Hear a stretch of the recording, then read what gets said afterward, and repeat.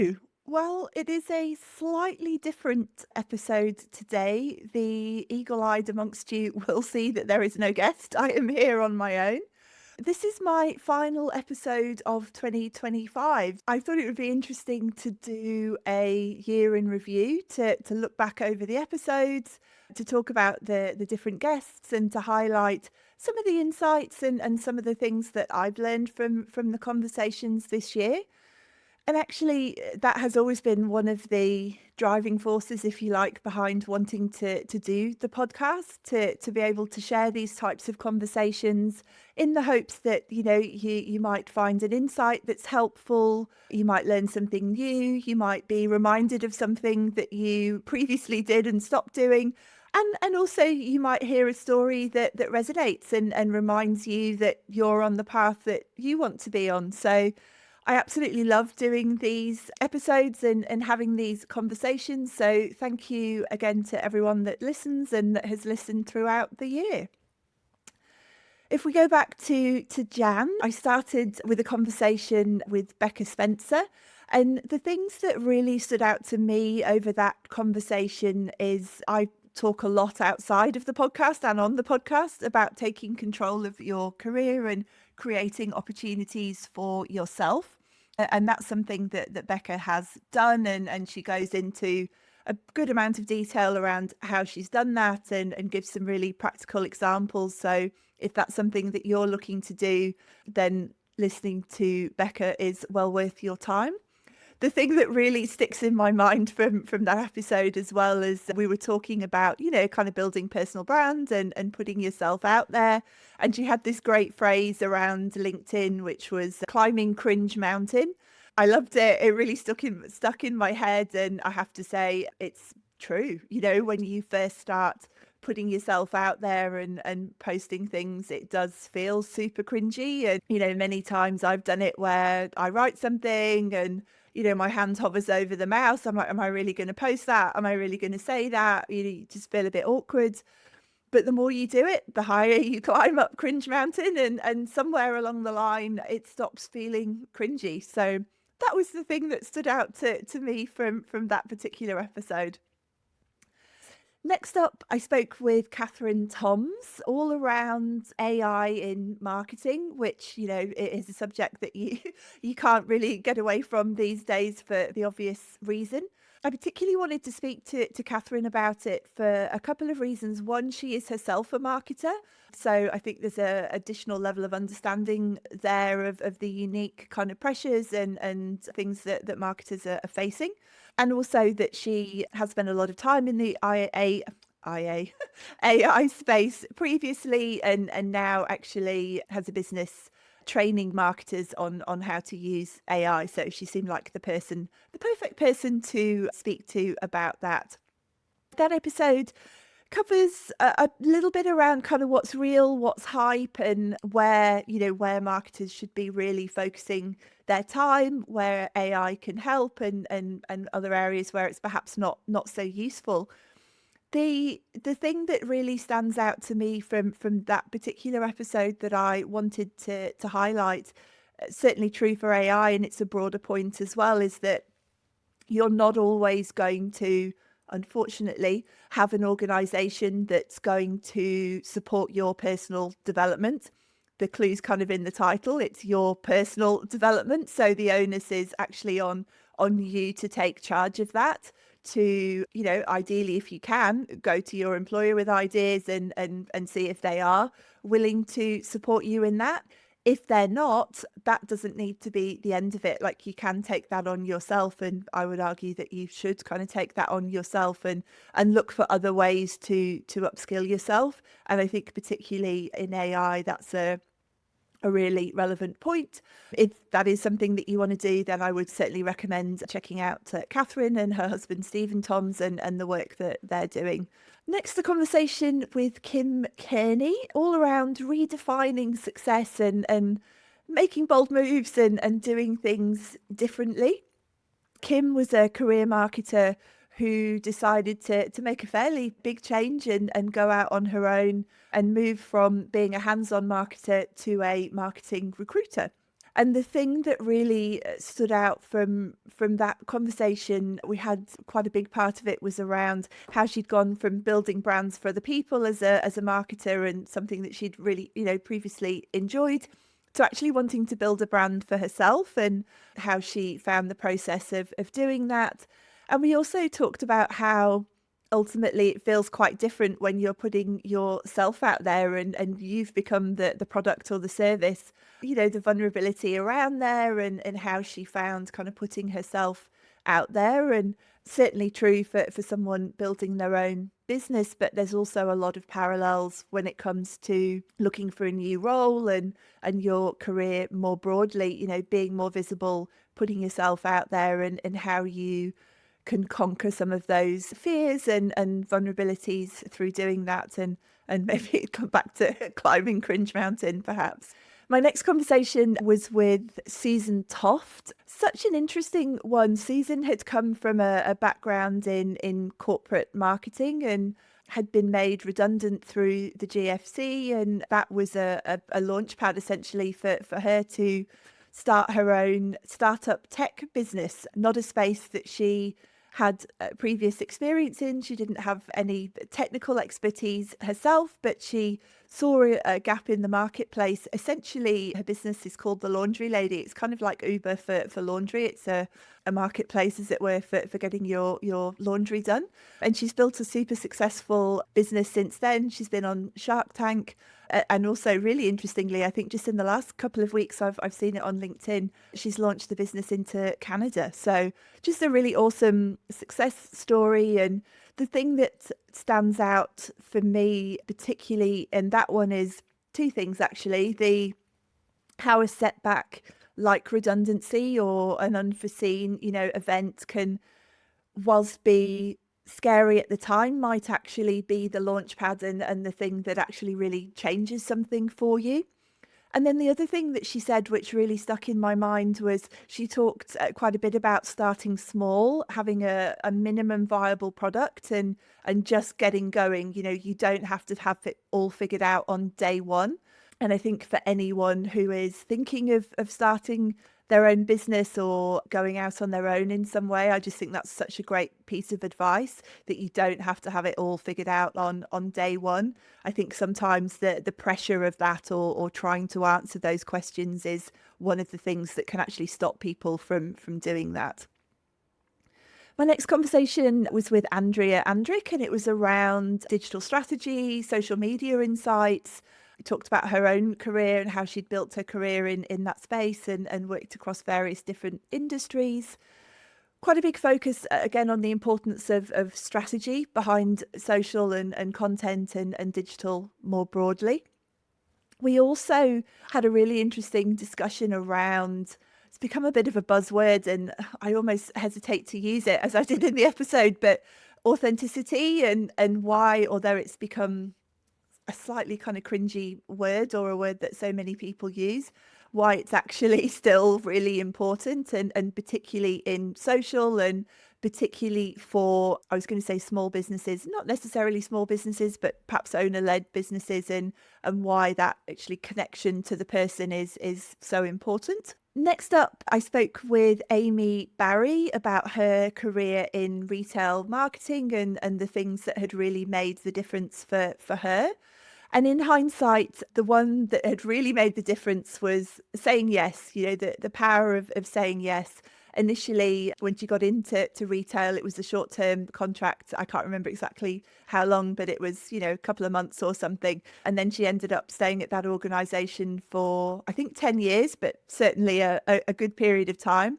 And that's something that I saw all the time back in recruitment, that it's a bit of a cliche, but I think it's a cliche because it turns out to be true quite often that, short-term contracts do turn into longer-term opportunities. I've seen countless examples of that over the years. The other side of the saying yes, which was really interesting in her story, and she talked about, was saying yes sometimes before you feel that you're ready and actually trusting what someone else sees in you. So if someone's putting you forward for a role or recommending you for a promotion that they feel you're ready for, saying yes. Like even if you're not convinced you're 100% ready, it's back to that old, Richard Branson thing of you say yes and then you figure out how to do it afterwards. Next up, I spoke with Vanessa Lyons, and this was a conversation I was really interested to have. Vanessa started her career as a marketer and has in recent years gone on to become a CEO. And I was really interested to find out a bit more about the kind of the pathways and how she made that happen for herself, which is something she actually really intentionally did.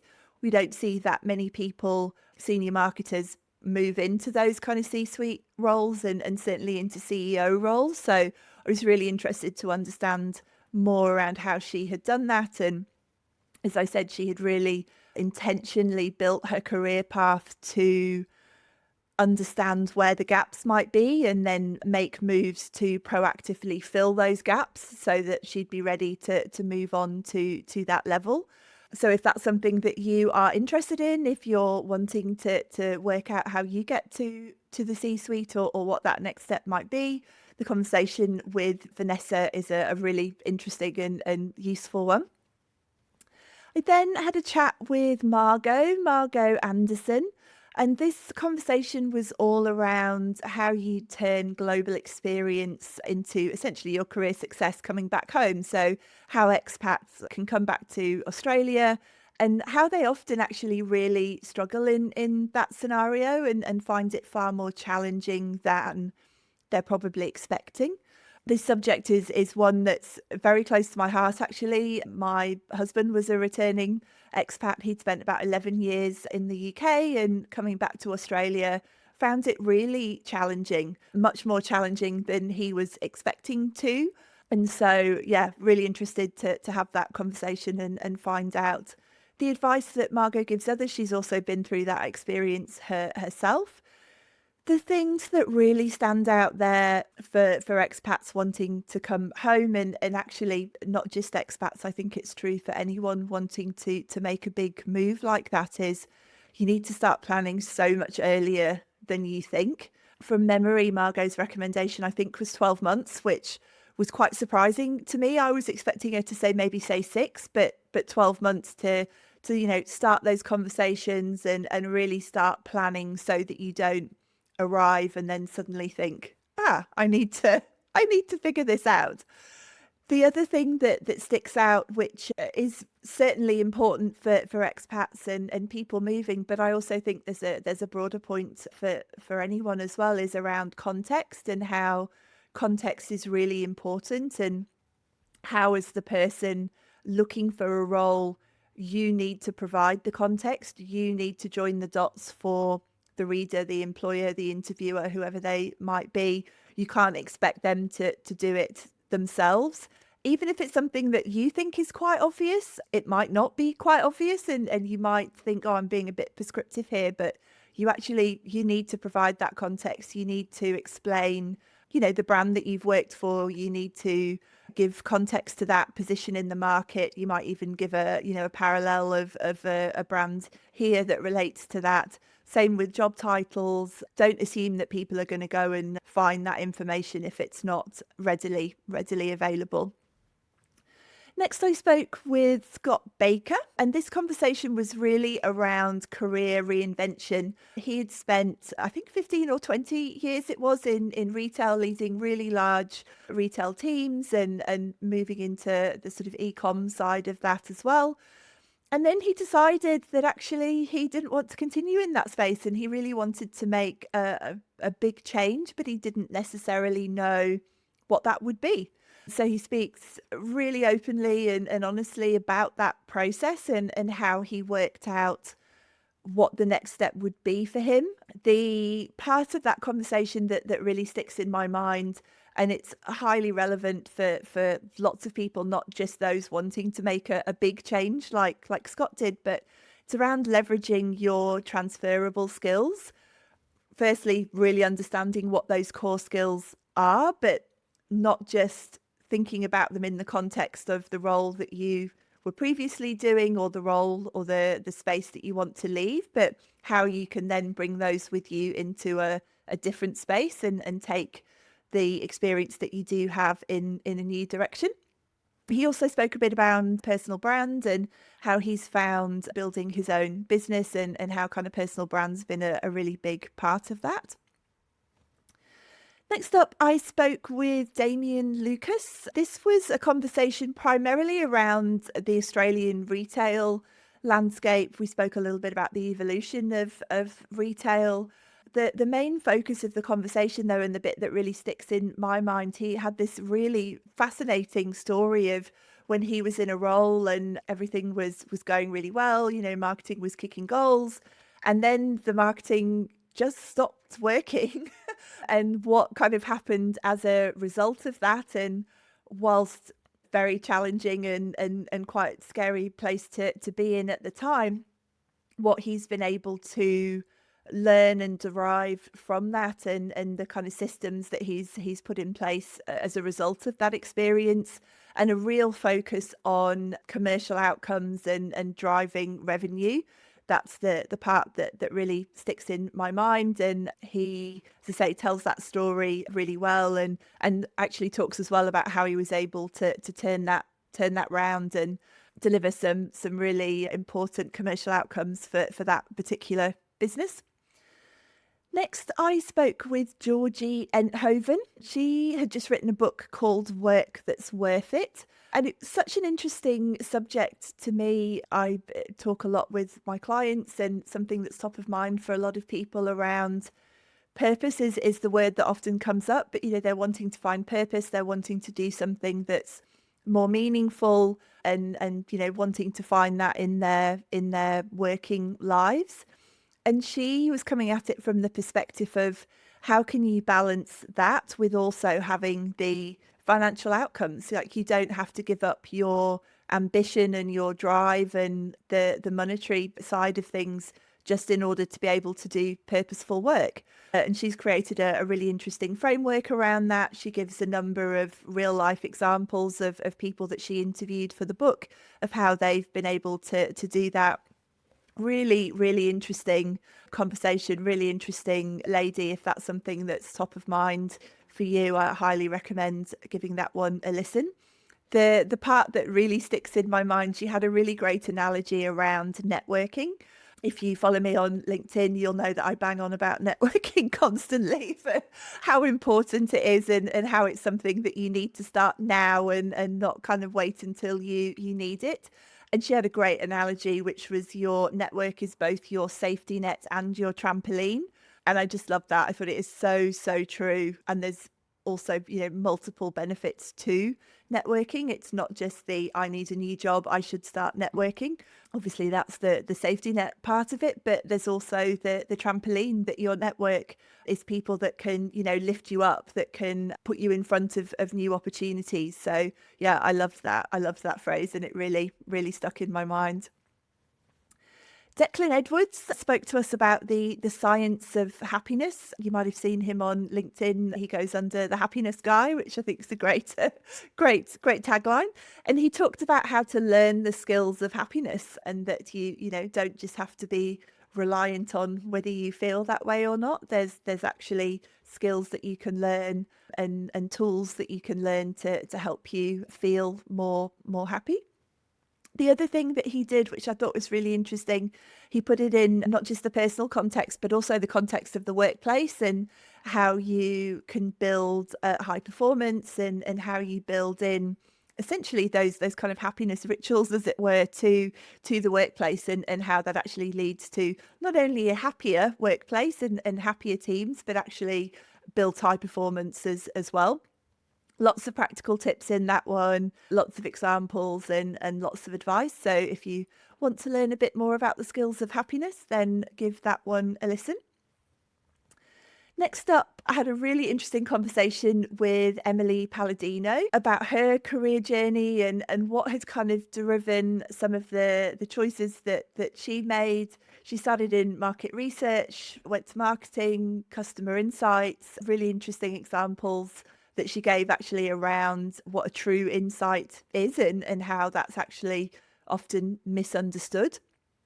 The thing that probably stands out from that conversation was essentially the power of curiosity and how that curiosity had driven her to take on new challenges, new roles. I think, but she'd actually also, as part of her journey, had opened a cafe at one point, so gone in a completely different direction before kind of coming back into the customer insights space.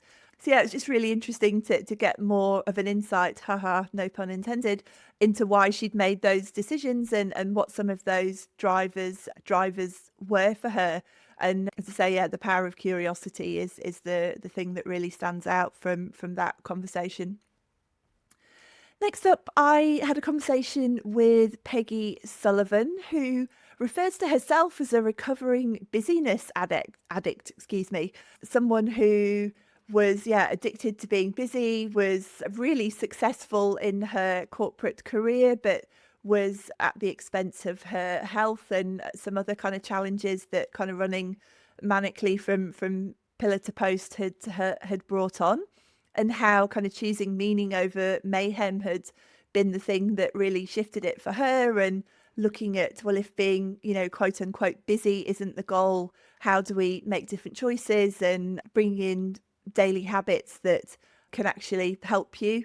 So not choosing not being busy over achievement, but how you can still achieve and be ambitious and strive for things, but not necessarily having busyness as the goal. Really interesting. Next up, I spoke with Matthias Ma. Really interesting conversation. This one, he had also just written a book, really, really practical career advice tips, the stuff that he wished someone had told him when he was starting his career. He talked about lots of different areas. The ones that kind of stick in my mind were how to work with people you don't like. I think in his words, it was how to work with idiots, which he had a good laugh over. And he's got some really practical advice around how you do that. I think if you work in any organization where there are other people, invariably there's going to be people there that you don't get on with, and how you can bridge some of those gaps and hopefully still produce meaningful work and get on with those people. He also had some really practical tips in there in terms of going for promotion, and I was going to say guidelines. I don't know if that's the right word, but kind of tips to follow. So I think particularly for someone who is earlier on in their career, there's some, as I say, really good, really practical advice in that conversation. Next up, I spoke with Chris Flegg, and this one was all around presentations and how to really kind of captivate your audience, how to deliver PowerPoint. Sorry, I shouldn't just say PowerPoint, but presentations that really connect. They deliver your message. They bring people along with you. And Chris has got a really great framework that he talks through in that episode, which really starts with purpose, really understanding what the purpose of this particular presentation is, and really keeping that in mind throughout. Probably unsurprisingly, as storytelling is wrapped up in so many things these days, but again, storytelling being a massive part of that.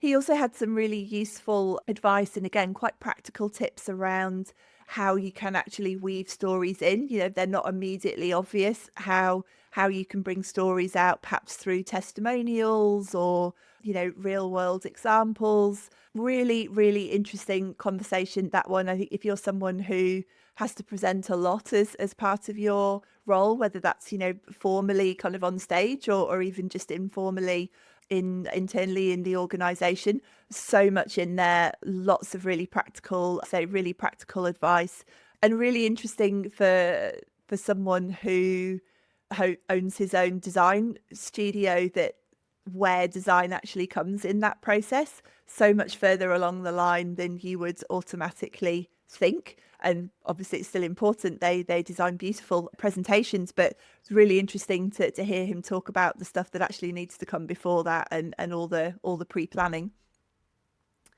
Next up, I spoke with Camille Batiste, and this conversation was really around mastering leadership skills.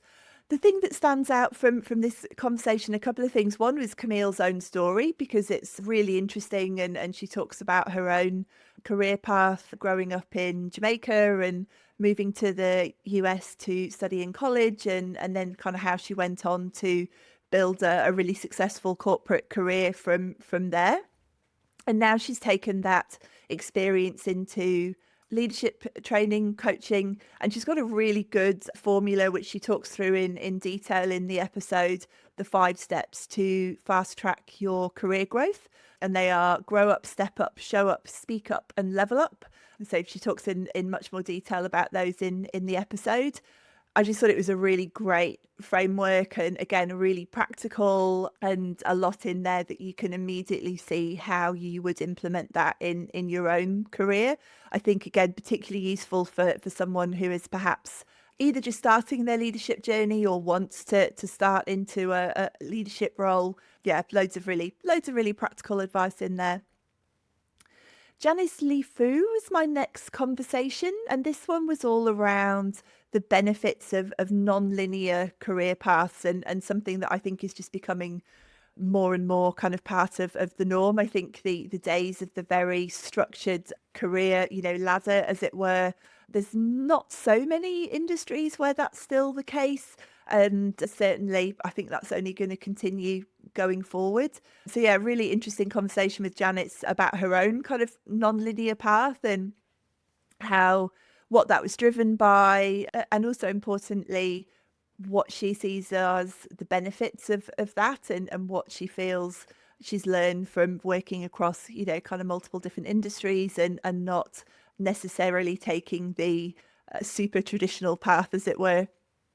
The one that stands out from that conversation is an analogy actually that Margot Anderson shared with me in her episode earlier in the year. And that's we always talk about the career ladder, but actually it's not a ladder at all.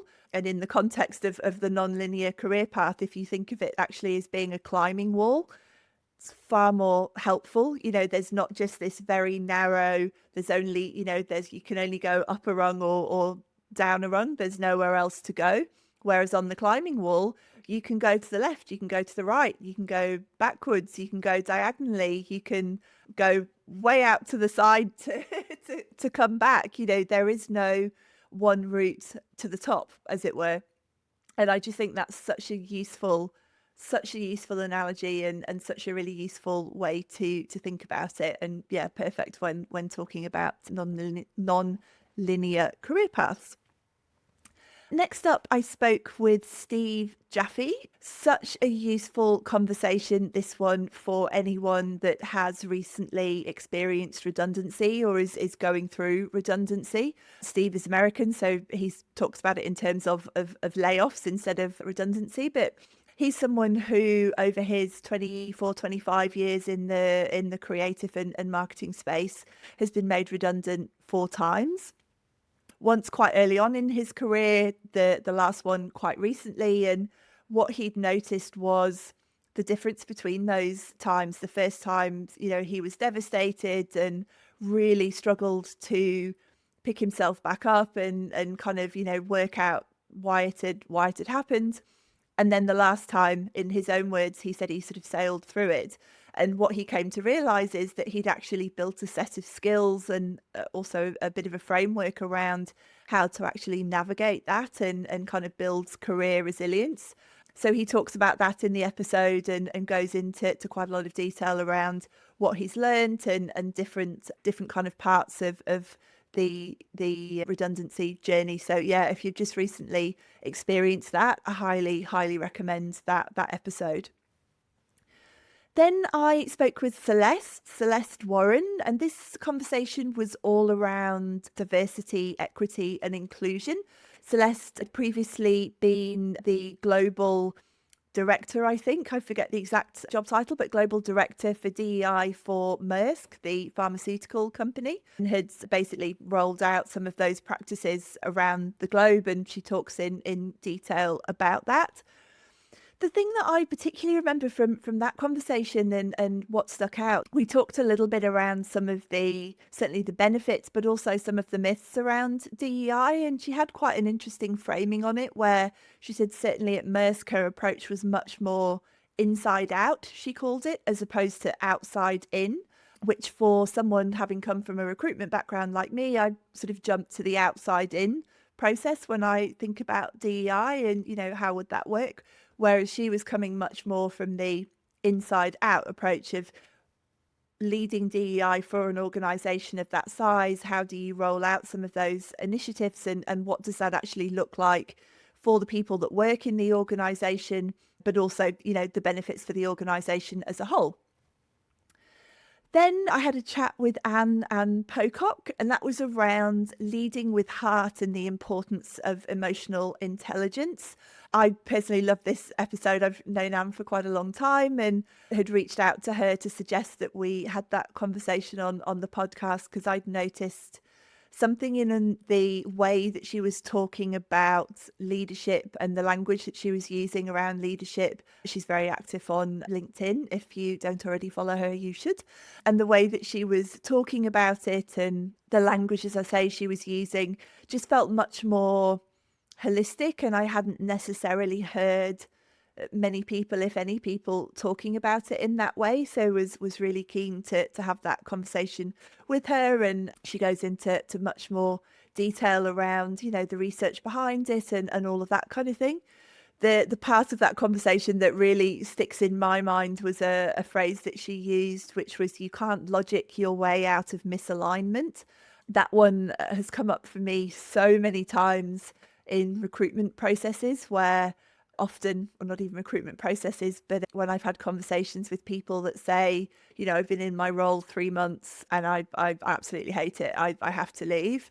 And almost invariably, they always say, I knew, there was something off in the process. I knew there was something wrong, or not even wrong. I just knew it wasn't right for me, but they don't trust that feeling. They sort of logic their way out of it. It's a great brand, it's a good opportunity, it's more money, it's what I think I want, whatever it might be. But that feeling doesn't go away. You can't kind of logic your way out of it. I just thought that was a really great way of putting it. Then a really interesting chat with Kate Greenwood. And this one was about how to change the direction of your career without kind of throwing away everything that you've already built. Kate was a family lawyer, had been on that quite traditional and actually quite hierarchical kind of career ladder that we spoke about before of the law, and gone into practice and had been practicing as a family lawyer. And she realized after a period of time that she actually didn't want to continue in the role, that sort of being in a constant state of combat and kind of fighting for your clients as you were, just didn't really work for her. And her first instinct was to leave, but actually what she ended up doing was having a really kind of open and honest conversation with her employer, and they ended up creating a whole new role for her. So she still works at the same organization, still with that essentially focus on family law, but now leads the innovation and AI technology rollout. So all of the experience she has as a lawyer and had in the organization is still highly, highly relevant, but she's taken it in a slightly different direction and is actually doing a role that, well, not only did she not know didn't exist before she had that conversation. So yeah, having that open, honest and kind of brave conversation is the part that stands out from that conversation. And then my final guest of the year was Keith Abraham. And this conversation was all around goals, how to set better goals, but more importantly, how to actually achieve them. I think it's interesting, and I just did it myself. We talk about goals and we talk about goal setting, but actually that's not the important point. The important point is goal achievement. And a really interesting conversation with Keith. He's built his career sort of 30 years or so in that space, researching, writing about, speaking about, training globally, and really kind of building a database, as it were, of what makes goals stick and how you can actually set more meaningful goals, but more importantly, as I said, go on to achieve them. And the bit that really stands out from that conversation, that the insight I took was, it's the importance of the emotional connection to that goal. It's not enough to just go, oh, I want to do X, Y, and Z. You need to understand why emotionally that is important to you, and what the emotional driver behind that is. And there's some other steps in the process as well. I'm oversimplifying slightly, but that emotional connection point is the one that really stands out. And Keith does go into quite a good amount of detail in that conversation around what that process is, the framework, and also gives some details of some free resources where you can actually find out more about what your emotional connection is. So really interesting. And I thought it was a great a great final guest to have for the year. As end of year, start of the next year, invariably, we all start to think about, what do I want to achieve next year? What goals am I setting for myself? So yeah, having a framework to help with that and actually make sure that you're achieving those goals, I thought was useful. So that was 2025 on the Your Career Journey podcast. 23 conversations, I think it was. As I said at the start, thank you so much to everyone that listens. Thank you so much to the guests that have come on and shared their experiences, their career journeys, their knowledge, their insights. I absolutely love having these conversations, and I love that they are resonating with people out there. So I will absolutely be back next year with more conversations. I've already got 6 or 7 booked in, and the first episode will go live on Tuesday, the 6th of Jan. And that one is going to be all around redefining success and redefining success for yourself. Thank you so much for listening, and I will see you next year.